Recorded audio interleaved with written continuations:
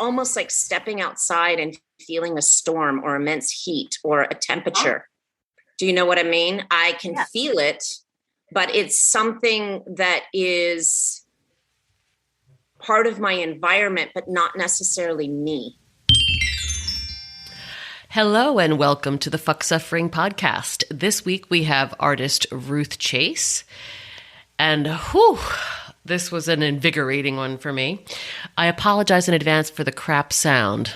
You know, I'm not really all that into letting perfect be the enemy of fine. We cover a lot of topics this week. We really delve deep into ecology, a sense of place, the inclusivity of ecosystems and the futility of control, the energetics of place. What is the I Ching? Probably about time I address that question. Not taking things personally, the seed harvesting itself in the dark, safety and intimacy. And one of my favorite questions, what is suffering? What is our guest's question for the I Ching this week? What is my life calling me to show up for?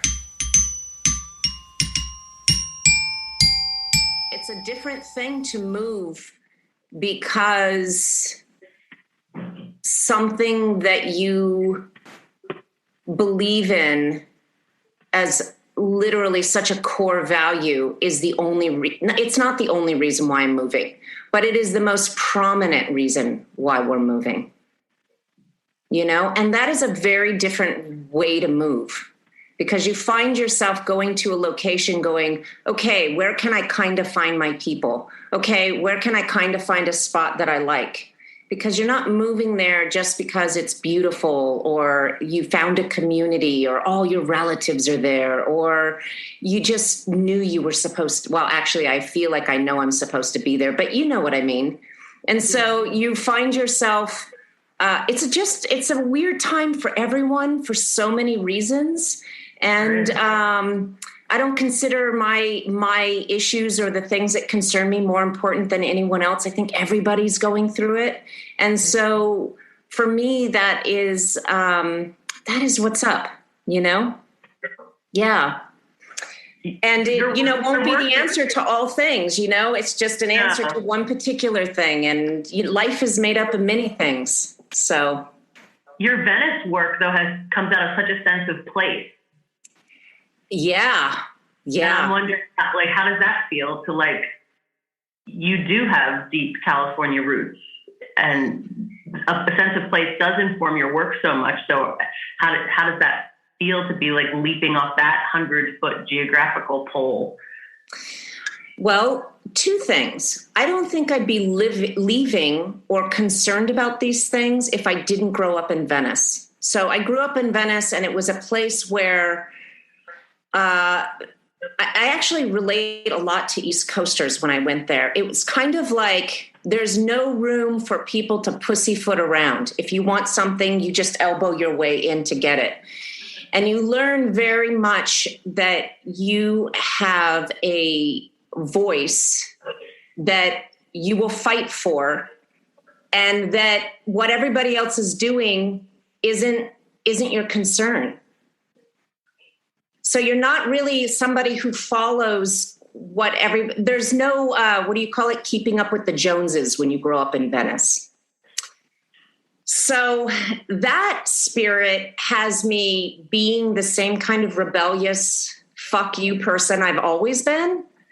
But yeah, leaving sense of place. Place is an interesting thing. I guess the only way I can put it is that I felt like in doing the Venice project that wherever you come into on the earth, there is some kind of synchronicity with the vibration of what's under the land that you came into. Absolutely. And I can go to Venice and there are places and people that still hold that resonance, but the location and the visuals have changed. Have you ever met somebody who's lost a tremendous amount of work or had a lot of reconstructive surgery? You're like, look, you sound familiar. I know you're the same, but somehow there's this feeling place of being different. Yeah. So Venice is kind of like that. And I recognize that the sense of place and the sense of home and the sense of connection has to do with the energy of the land, not the way it looks. So, so true of people too. Yeah. You'll never know someone as well as you knew your cousin or your sister, or, your first friend in elementary school that you've known your whole life. Mm. So, yeah, I don't know. Ask me that in a year. I moved to Nevada County because of the way the land felt. I'm moving to Tennessee and I don't know how the land feels, and it's not why I'm moving. So I don't know. I moved to Maine because of how the land feels. Yeah. Sure. Yeah, absolutely. And how does the land feel in Maine? Oh, it feels like an ancient mother. Mm. It's the hills are so soft, and the way they roll into the sea is like everything feels so vast and yet soft, and like rugged, but somehow still welcoming. Yeah. It's like maybe it's the Irish DNA. But when you say rugged, it makes me think of honest, and I think of you as somebody who's very. I don't know if the word's candid. It's like the you just say what you are. You are how you seem. It's honest. Which is not always the easiest path. Oh, I know.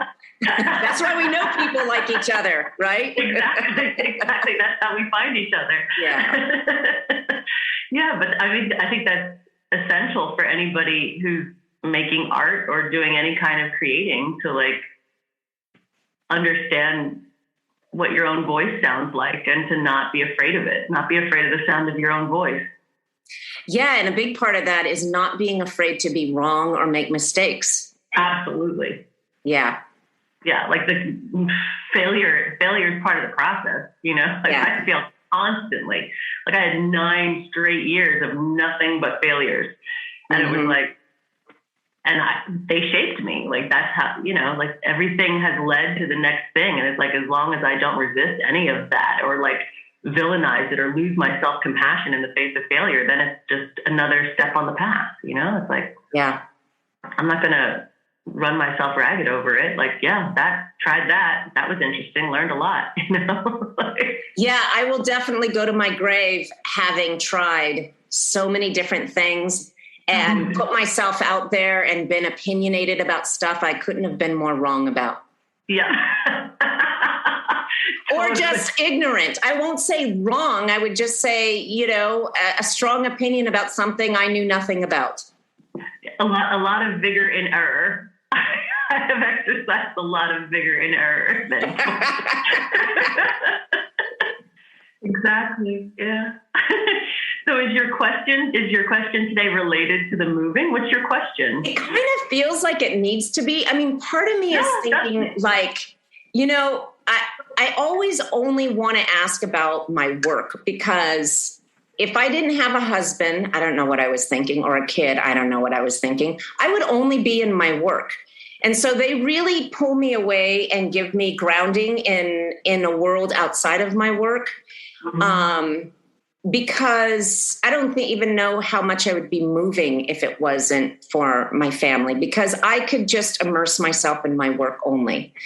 So, but bigger and broader, I feel like I'm headed, well, all of us. I mean, I know this journey is so not just my own, headed into a new, trying to stay away from cliche words that were coined in 2019, but, headed into this new territory in this place. And I do feel a calling. And I guess, I don't really know the best way to ask the question, and I'm open to ideas, but like, I feel this thing that my life is calling me to show up for.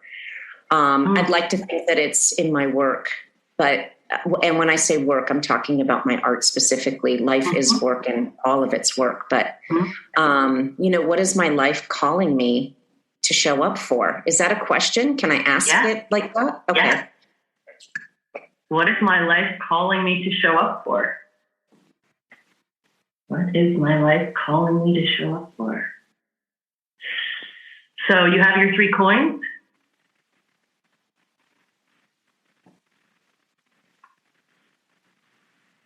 I do. You have my 3 coins. So you have them in your hand? Oh, was I supposed to have coins? Yes, 3 coins, 2 questions.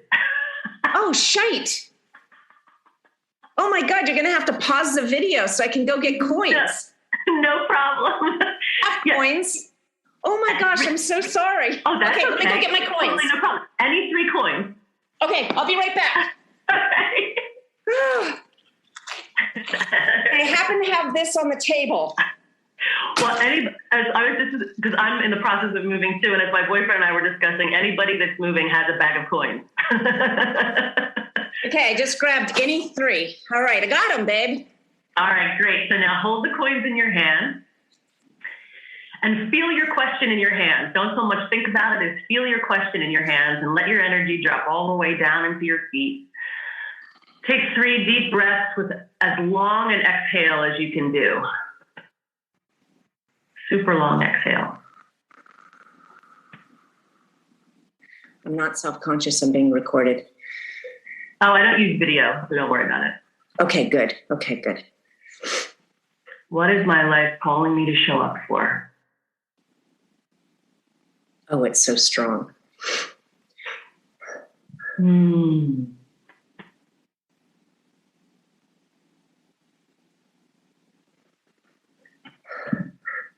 Okay. You're going to gently shake the coins in your hands with your question still in your hands, and we're going to throw all 3 coins 6 times. Okay. And each time you throw them, you're going to just tell me how many heads and how many tails. Okay.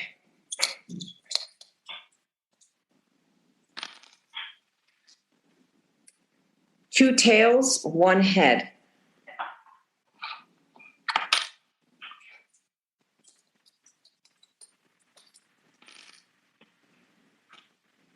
Two tails, 1 head.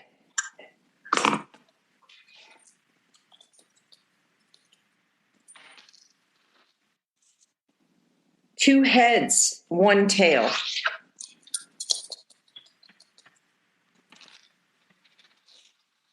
Three heads.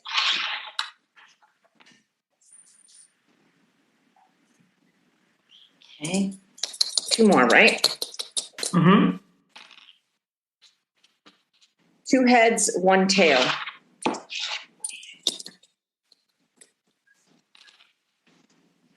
Two heads, 1 tail. 1 more? Nope, Is that that's it. Okay. This is so interesting. What the hell is this about? I've done runes. I've done tarot cards. I consider myself a witch. I know nothing about I Ching. I Ching is... Except for I've seen the images. They're like Morse code or something. There's a lot of parallels between genetic coding and binary coding, and it's really interesting. The I Ching found me when I was 24, and so it became my primary, my root teacher in a way. Okay. Which is weird because it's originally Chinese, and so I wouldn't think that I would have like a deep connection to that, or as deep as I would to the tarot or something like that. But the I Ching has just been my steady guide and my spiritual bestie for a long time now. So much so that you wrote a book, no? Yeah, that's what I'm going to read to you from. Yeah. Oh, good. Okay, great. Well, because there's a lot of Confucian overlay to translations of the I Ching over the last span of time, and I feel like that overlay does a disservice to the pure field of the I Ching, which feels a lot more feminine to me, which could just be my particular embodiment. But I felt like I really wanted to scrape off some of that Confucian plaque and open it, restore it to the feminine. Right. Do a little feminine restoration, and not in a feminist way, which has been done at different periods of time, because that in some ways is just more reiteration of the yang, actually. Right. But to really open it to its own darkness. Nice. And to restore that balance of the light and dark. In a lot of the previous versions, there's a lot of terror of the yin. I'm almost thinking of the womb. You're making me think of the womb. That is exactly what, put it back in the womb and like not be afraid of that womb space, of that dark space, you know, of that yin replenishment. Dark yet birth space. Yeah, well, it's the compost heap, right? It's the place of transformation. I worked with a woman, Elaine, and she wrote a piece for the West of Lincoln project, and she talked about that the seed, you know, harvests itself in the darkness. Yeah, I loved that imagery. Exactly, but how does that happen? By the seed completely shedding all protection and trusting completely in a transformation that seems catastrophic to the seed. Right. It's no longer a seed. Yeah. And then how does the cotyledon give way to the true leaf? Also very uncertain. What's a cotyledon? Cotyledon are those first leaves that come from a sprouted seed. That usually just look round they look almost the same on any plant. Wow. There's a lot. That word just even has a lot. Oh, I love it. It's one of my favorite words. It's one of my well, you're very good with words. I love your question. Anyhow, I know I'm going to get you sidetracked. Let's hear about me. The joy here is I love the sidetrack. So it's so interesting what you rolled because it's transplanting into blessed. Ooh, okay. So it's interesting that you got transplanting as you're about to move. So I guess we just talked about it. Yeah, your what is your life calling you to show up for? Transplanting. So I'll read to you a little bit of this section. A new home, take it all in.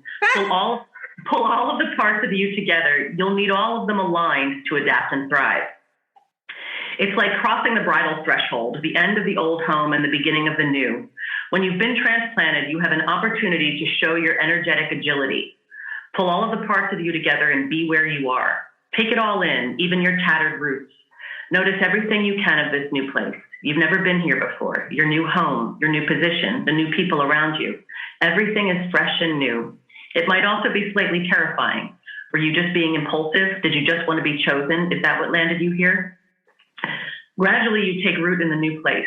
What is delightful here? Where is the joy? What are the perils? Root into the underbelly of this place, leaves open to the sky. Feed on light. Start there. You will always be fed if you can feed on light. The joy of yin is above. This will be clearer when she fully roots.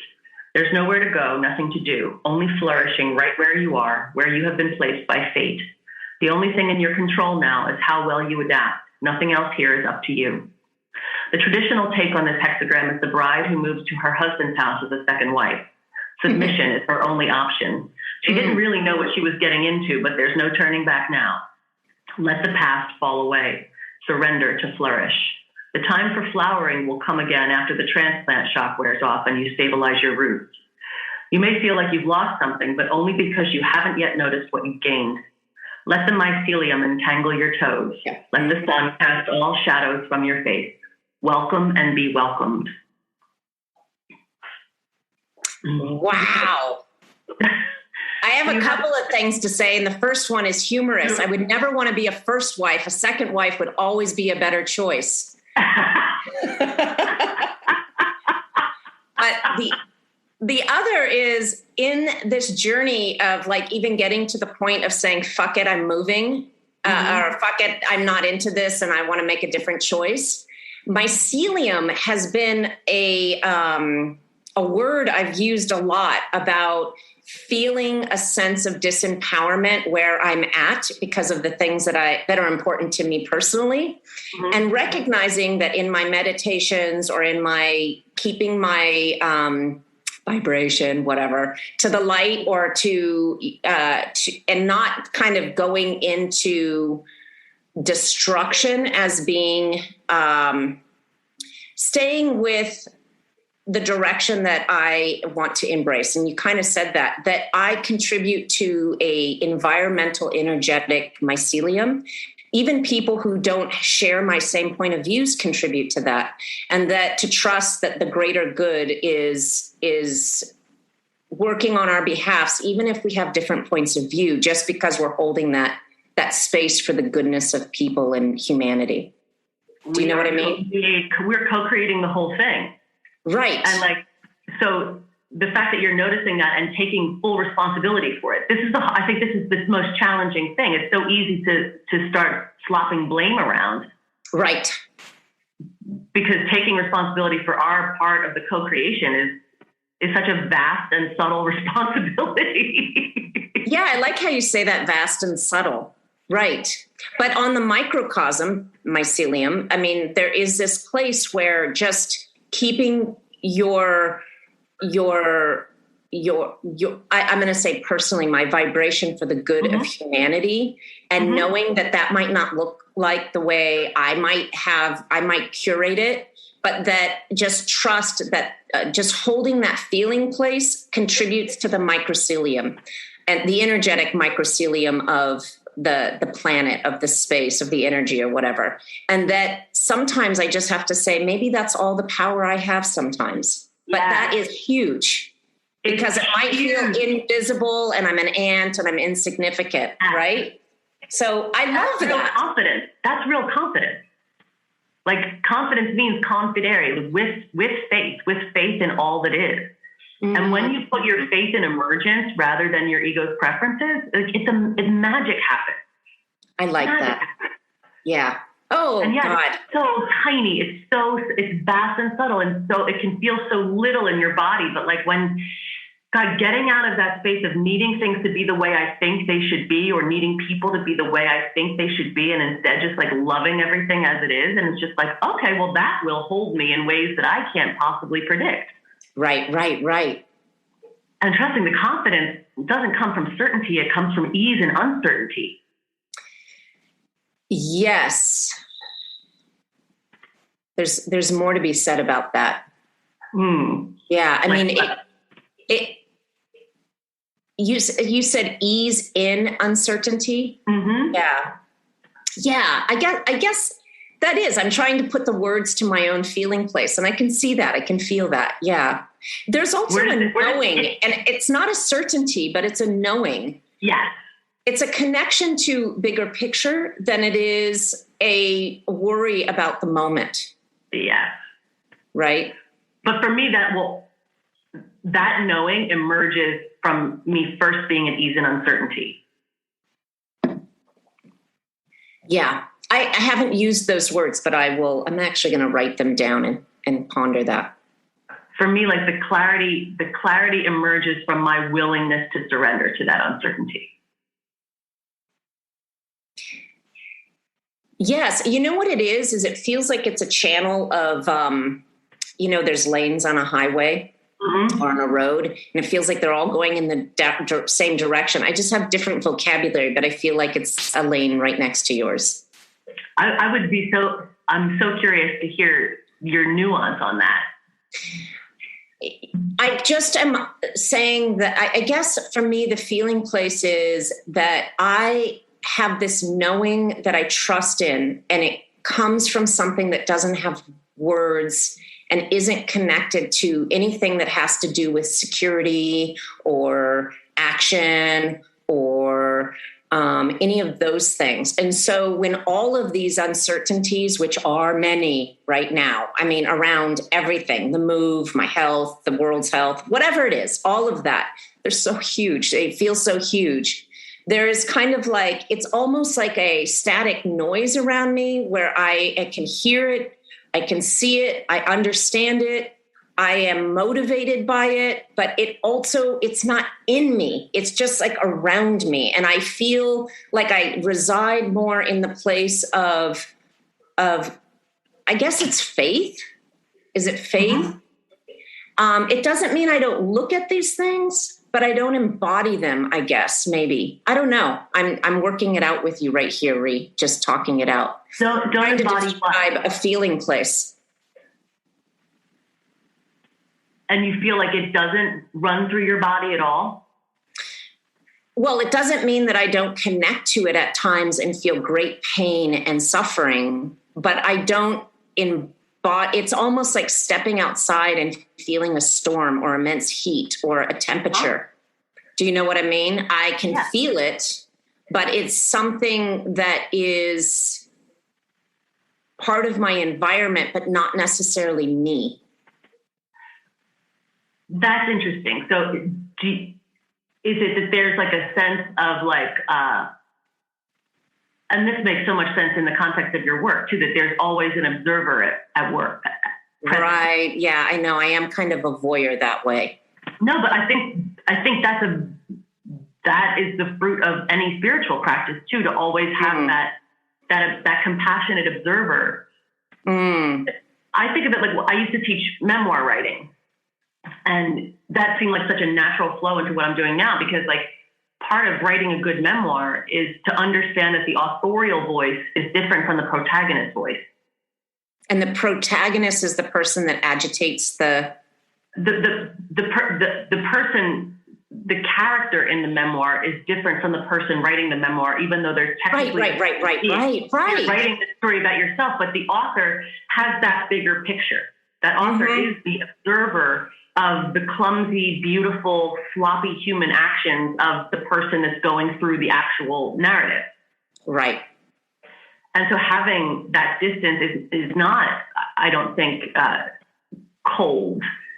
I think it's actually the better part of wisdom, to be able to put things in context in real time. Right.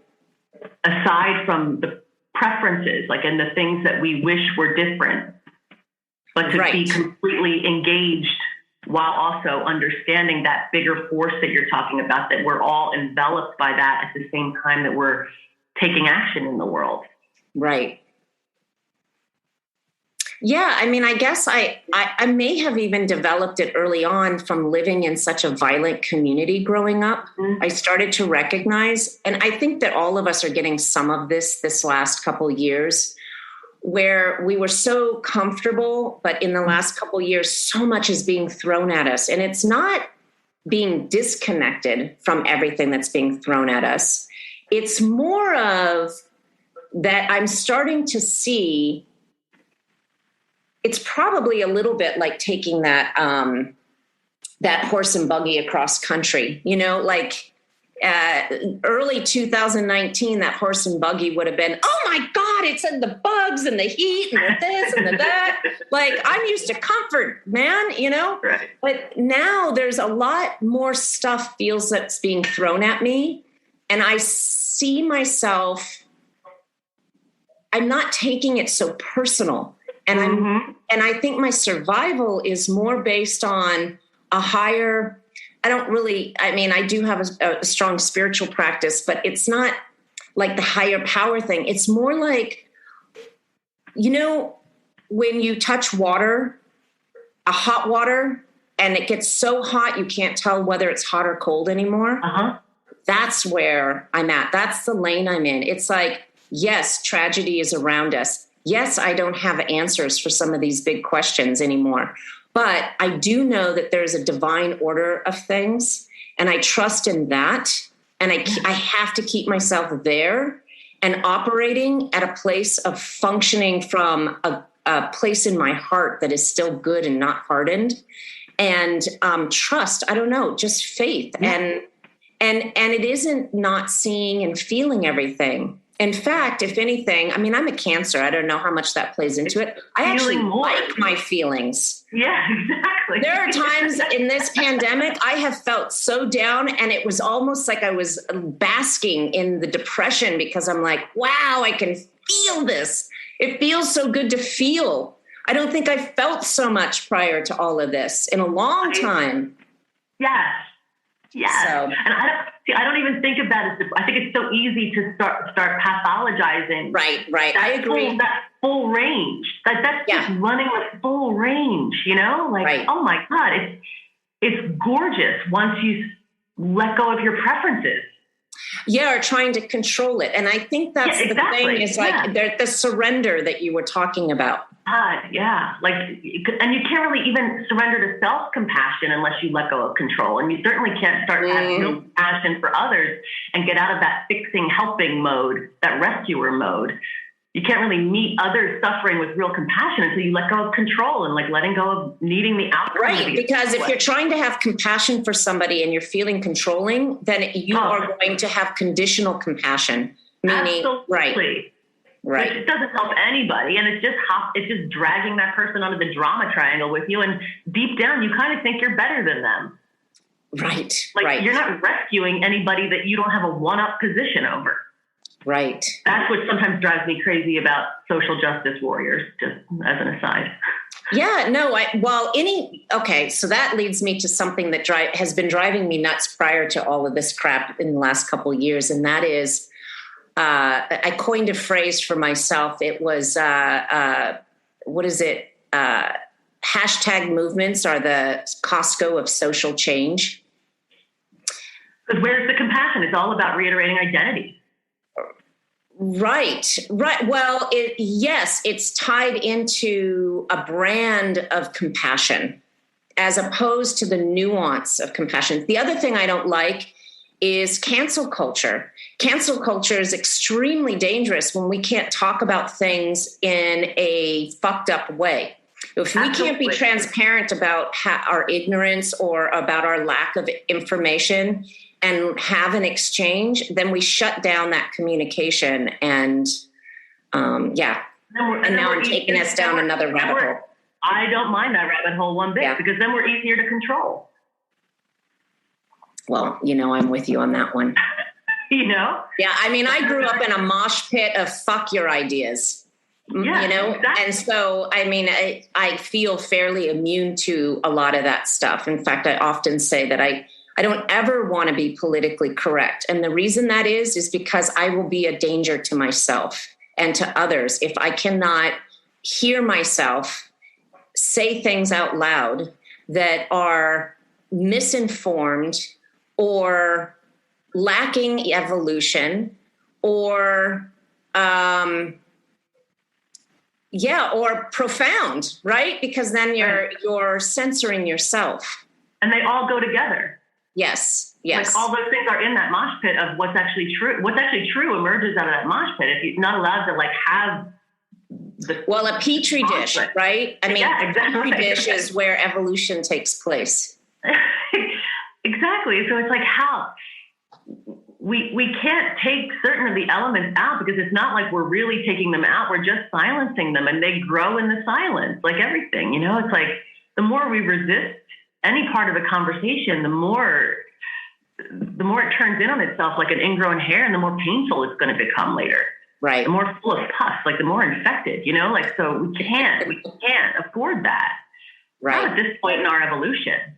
It has to be all open. And that's what inspires me about blockchain, like seeing some of the things happening there that are evolving out of blockchain. Like, fine, decentralize it, return it to the ecosystem. Return it. Yeah, I don't know. That is spiral. Right. That's one area I haven't dived into, but out of all the new areas I've dived into in the last 2 years, that has not been one. But I've been hearing about it. It's interesting to see I feel like it is progressively more interesting to see who we are when there is no central body to censor. Like, yes, there will be awful, dark parts of us that are revealed, but they've been there the whole time. Right. And there will be brightness that will be revealed that has been there the whole time. And we can't just continue to sing this like limited range that is provided by, based on corporate arbitration of belief, like that we can't. But what's interesting about all of this is that no matter what we see, so a lot of times we look at media, any platform, a news platform, a social media platform, the ones that are underground or the ones that are more mainstream. And let me tie it back to this. Did you see The Biggest Little Farm? No. Is that the name of it? Okay.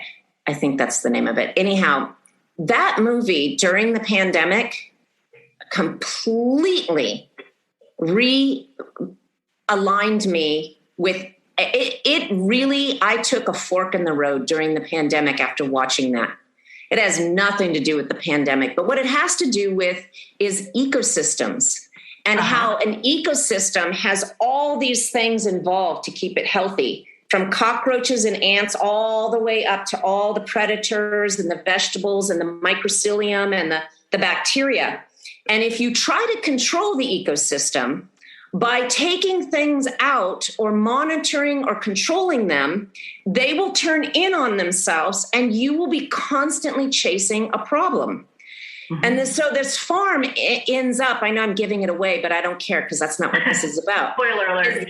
Yeah, exactly. Is that it takes about 7 years for an ecosystem to rebuild itself. It will go out of balance like this. Like all the snakes will come and there'll be not enough. And then all of a sudden the owls come and you know what I mean?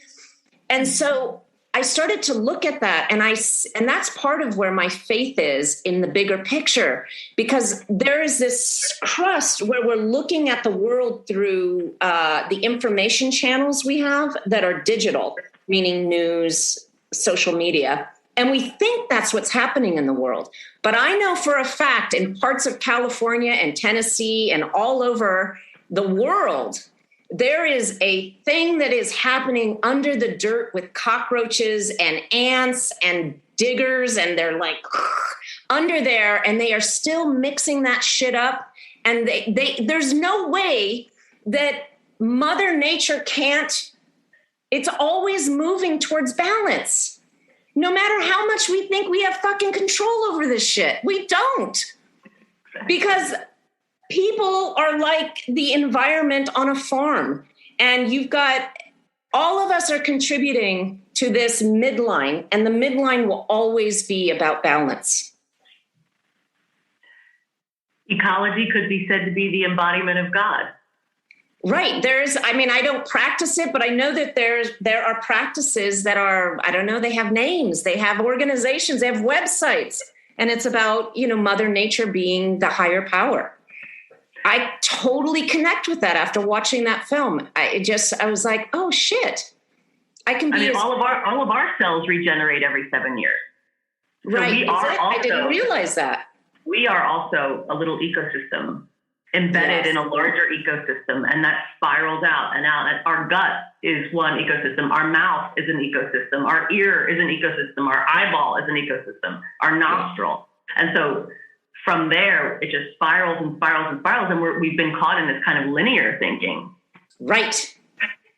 It's that crust where we think this is the story, but it's so bigger. It's like the spiral is emerging, and it's super exciting. I think it is really exciting, honestly. And there's a lot of devastation and carnage along the way, like a forest fire. Yeah, there is. Yeah. There has to be decay. There is an erotic pulse within ruin that we sometimes are afraid to touch. Isn't the pandemic a huge part of our fear of death? Oh. Have we ever been presented with it more vividly? What will you do not to die? And I'm not saying one side or the other. I'm talking about, we know there's freaking crazy people on all ends of this spectrum. All ends of the right. spectrum. And so what will you do not to die? What is your relationship with death? How do you mitigate your life up against the reality that this or that or something, if you do it, you don't do it, it's going to kill you? And what is safety? And how high is safety on your list of values? Right. Well, and how high is experiencing life against your time, that time you have left? Right. So, yeah, I think one of my earliest paintings was from the picture of Dorian Gray. Oh. Right. And how much can you not need that? How much can you embrace that decay? how much can you, how deep down into the bag of beans are you willing to go to touch that erotic pulse of ruin and love it and find the turn on in it? Like that it's actually so alive. Right. The compost heap is so alive. That is a difference between, we talk about entrepreneurs in terms of financial and business building, but spiritual entrepreneurs, that's what I believe that there's a spirit that within all of us that wants to suffer or doesn't want to suffer. And we are up against, what does suffering mean and how much do you want to suffer or not suffer? And that means different things to different people. But yeah, I bet you've had, I think a lot of people have had that moment where they're like, oh my God, what is the world coming to? This is so dark. I don't know if I can do this anymore. Mm-hmm. And then like you said, you touch that bottom and you realize you could either just keep going down, or what is it going to take to come back up? And it might not mean moving out of the darkness, but it might mean looking at the darkness in a different way. Yeah, or being willing to float in the darkness and letting go completely and then realizing how buoyant you are. Yeah. It's funny because I'm in a practice period now with some folks, and we were talking about like the bodhisattva vows and like how do you reduce suffering in the world, and how much of suffering comes from forgetting that complications are auspicious. Opticious, what does that mean? Auspicious. Oh, right. You know, just forgetting that complications are auspicious. And like there's this line in this Song of the Jewel Mirror that's part of Zen liturgy that says, complications are auspicious, do not resist them. Right. How much suffering just comes from forgetting that? Yeah, I mean, I totally relate to that. Back to the hot water is so cold, right? Yeah. I am looking at challenge, struggle, and discomfort so completely differently than I did 2 years ago. What else is there? It's normalized now. And I don't mean suffering. I'm talking about the way I look at suffering. The feeling of suffering is... Right. It's not so much being done to me as it is a thing I step into, and it is a discomfort, and it passes. Mm-hmm. That's like freedom. Weather. Yeah. Right. That's freedom. Right. Yeah. It's as simple and as like challenging to get to as that, because we do want that sense of safety. We do want that sense of control. Like I see so many like relationship people talking about how like, oh, it's so important that someone makes you feel safe. I'm just like, well, no, your sense of trust is not contingent on somebody else's provision of safety. I could not agree more. Your intimacy is dangerous. Intimacy is in flux. Right. You know, so it's like, well, do you want safety or do you want intimacy?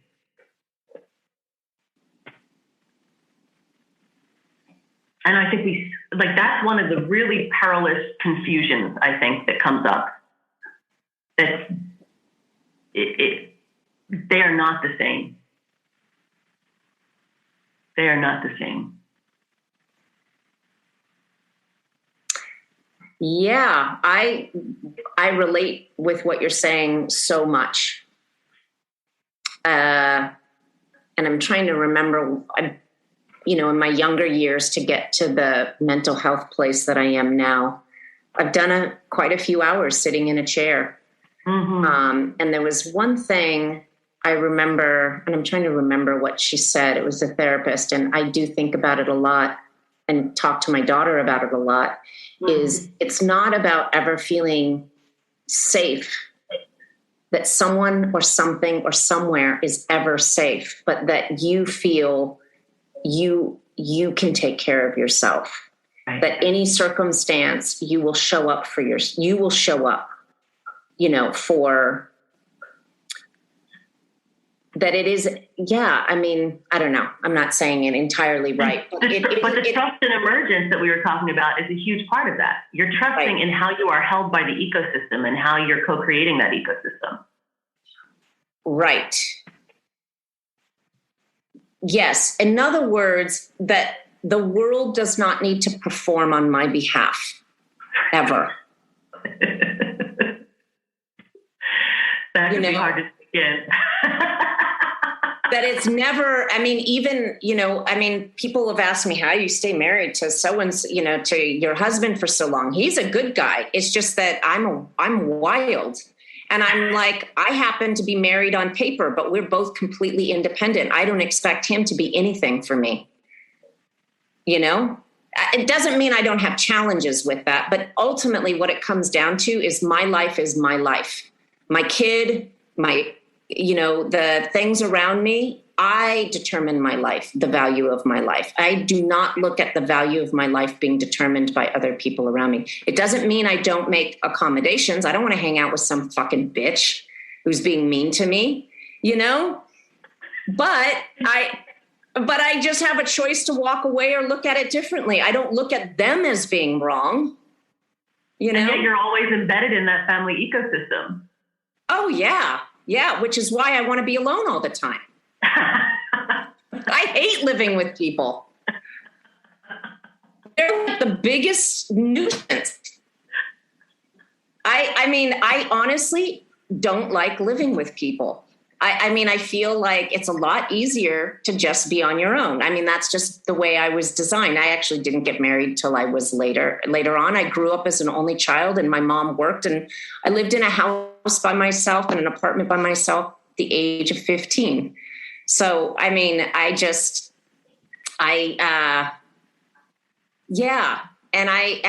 don't see Ryan as having anything to do. Yeah, it's weird because I'm married, but I don't feel like I'm married. I have an agreement that I'm not going to go around fucking other people. And he's got that agreement too. But, other than that, there's really not really any restrictions, so that we don't both agree on. But yes. That's beautiful. Yeah, I don't know why I'm talking so much about. Well, that, as long as those agreements work for both people, that's for each dyad to determine their agreements. Well, we are talking about a level of content in a world that is fucked up around us, and a place where you stand, and just the feeling places of the darkness, right? Mm-hmm. So let's bring it back to where we were with the whole womb and, these last couple of years and not knowing, what the rules are and feeling discomfort around the idea of what you're supposed to be doing and, what your life versus restriction or life versus choices, the quality of your life. And I guess the thing is that there's a place where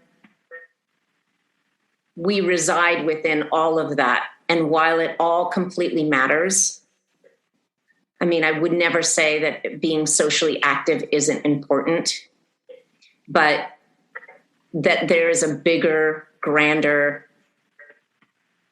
thing at work that we're all part of, that sometimes we'll never know the level of our involvement.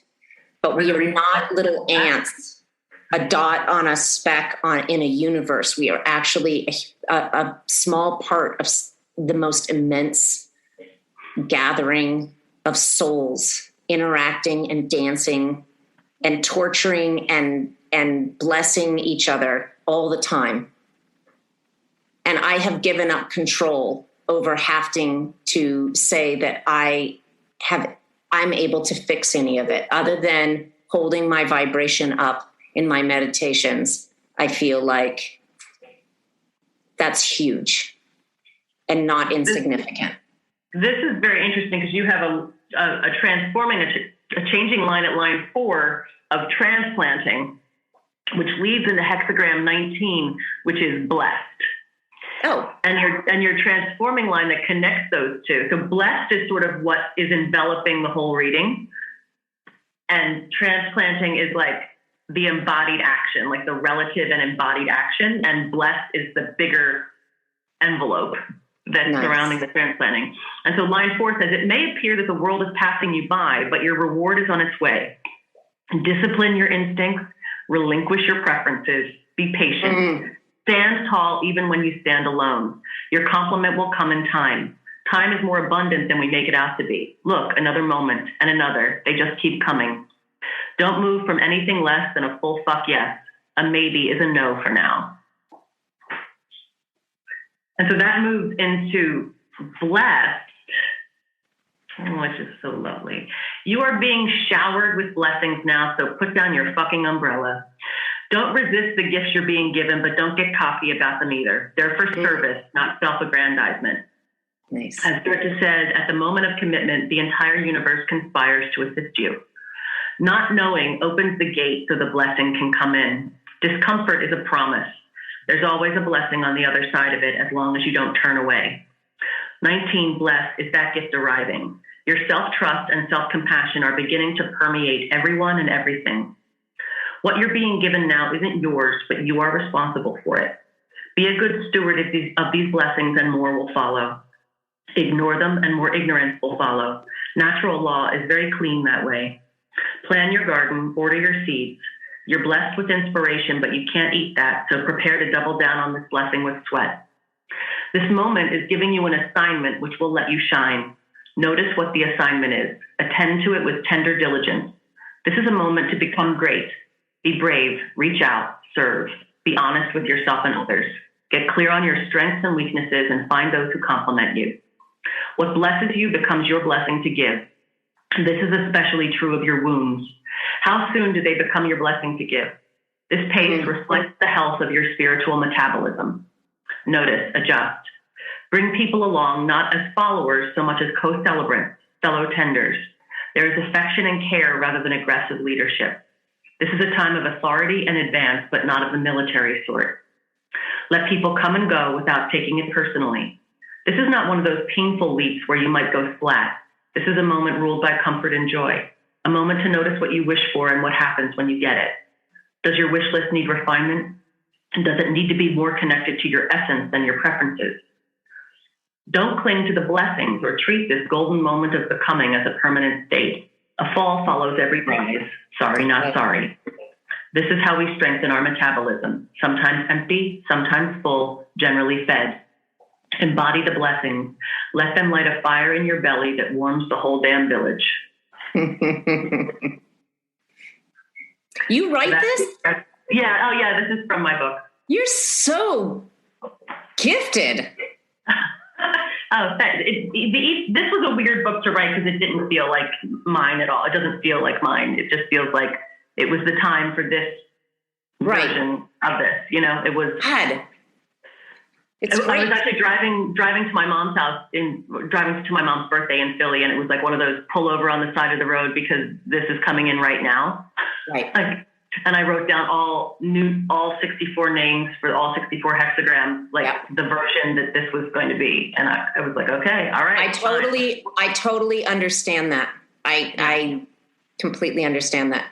Something you said in that reading has something that I have felt very passionate about since the West of Lincoln Project. And that is, I often say my tagline in my work is the value of people to a community. It's really, I don't have the tagline now, but it's an asset. And the reason that is that if you look at people who have gone through the most suffering, they may not even had an opportunity to gain much accolades at work or in education, but their value from their struggle is so honored and used, that you're right. A great deal of my struggle has allowed me a huge gift of freedom as an adult. I don't think there's any shortcut to that. Right. I don't think there's any other way. And and that it is a life experience of value that we do not honor as often as we should. We really do look at education as a standard for time in school as a standard for, being well informed. But life struggles, not everybody gets them. A lot of people get a lot. But, people who have truly, truly, truly walked the fire, they are a huge asset and a value to community. I would love to see that honored more. So would I. Yeah. So I heard you say that in the reading, and I relate to it. Yeah. Yeah. That goes back to the complications are auspicious. Yeah. Can you explain the word auspicious to me so I understand it? Auspicious, like it's auspicious. It's like of good fortune, something from which good fortune will follow. Okay, so now say the sentence again. Complications are auspicious. Yes. They're of ultimate good fortune. Yes. Yes. Like there can be no real abiding good fortune without them. There can be no real abiding freedom without them. There can be no abiding wisdom without them. I love that. Well, then we're in for a hell of a good fortune in the future to come. Girl, I believe that. Yeah, me too. I believe that. As long as each one of us can let go of this need for safety and really open, like you're saying, open, have that confidence to be with what's actually happening and to respond from our essence instead of our preferences. Man, there's so much coming through right now. Yeah, show up for the ecosystem. Show up. Yeah. Show up. Be that minuscule part in it that only you can do. You're not special, but you're required, Yes, well, every little tiny bleep connects to. We know what mycelium is. It's that it's the fungi nerve system between plants underground. I don't know if I'm describing it right, but I want to make sure we say that. The mycelial web, yeah. Yeah, and it's teeny tiny. It's like thread. It's the size of thread or smaller, and it is it is the web, but it's underneath. And I have one teacher that calls it the wood wide web. Yes, the wood wide web. But I believe that we have a spiritual one in what we can't see in the environment. And sometimes my daughter and I, we wake up and I'm like, ooh, the psychic energy in the field right now is intense and heavy. It's not necessarily mine, but I can feel it. Feel it. You know what I mean? It's like the weather outside. And anyhow, that I just been looking at tapping into that web as a huge part of change. It is a huge contributor to change. We keep going back to this, but yeah. It is it. That's it. Yeah. And can we notice it? Are we willing to notice it? Because it might mean like the changes that you're going through now, not what you would have chosen for yourself 2 years ago. No But way. now the only next right action. Yeah, I'm being called to, yeah. Yeah, there's always losses in that though. And I think that's what you're saying with people who've gone through some real suffering, you have a different approach to suffering. Yes. Absolutely. You trust your metabolism. Oh, meet somebody the last week of their, they know they're going to pass away in a week. Mm-hmm. And they've been down a long road of learning how to accept death. It's a different reaction to suffering than maybe their first diagnosis 5 years prior. Right. Yeah. Yeah. Being at home in the compost heap is a handy skill. Or not being uncomfortable with it. Right? Yeah. It doesn't mean it's taking you down. It just means it's smelly. But it's warm. It's warm too. It's warm there. Hey, there's a piece of peach over here that hasn't been infected. All right. A memory of summer. Oh, I'm so glad to catch up with you today. This is great. You're awesome, Rei. It's great to spend time with you. It's really great to spend time with you too. Good luck with your move, and it's gonna. And how do I find your book? Oh, it's on Amazon. Okay, it's called good. Oracle of Emergence and Evolutionary. Where's your podcast at?